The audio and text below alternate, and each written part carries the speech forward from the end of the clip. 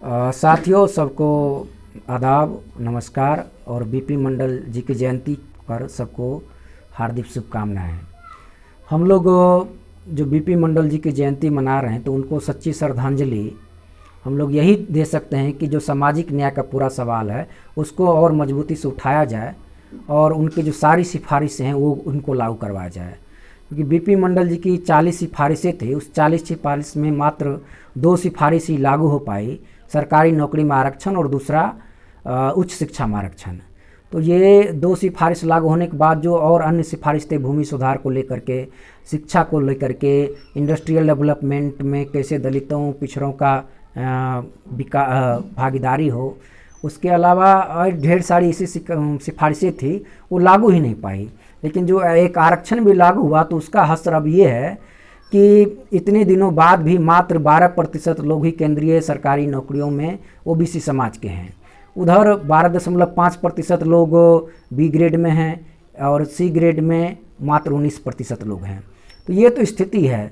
तो इनको आरक्षण देने के बजाय इस मोदी सरकार ने सवर्णों को आरक्षण दिया और जिनका भागीदारी पहले से उनकी आबादी से कई गुना हर विभाग में है, तो उनको आरक्षण और इस आधार पर जो दिया गया आर्थिक आधार पर, जबकि संविधान में कहीं भी आर्थिक आधार का उल्लेख नहीं है।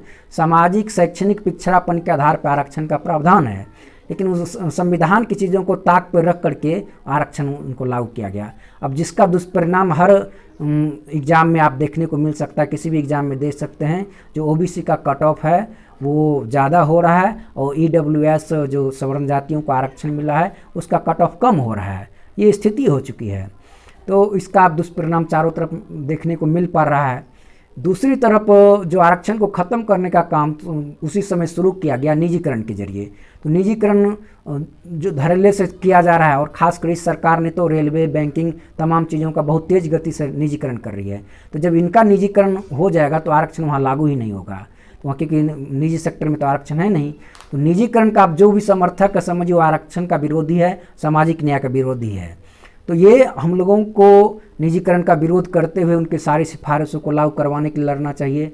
जातिगत जनगणना का सवाल है, जातिगत जनगणना होनी चाहिए। 2021 में कम से कम हो जाए ओबीसी की जनगणना, तभी उनको जितना आरक्षण पूरा आरक्षण मिले। तो ओबीसी को पूरा आरक्षण मिले, निजीकरण ख़त्म हो, कॉलेजियम सिस्टम ख़त्म हो। इन सारे सवालों को उठाते हुए जो बीपी मंडल जी है उनको सच्ची श्रद्धांजलि दे सकते हैं। मैं नवीन कुमार, सामाजिक कार्यकर्ता, सोशल एक्टिविस्ट, इनको सच्ची श्रद्धांजलि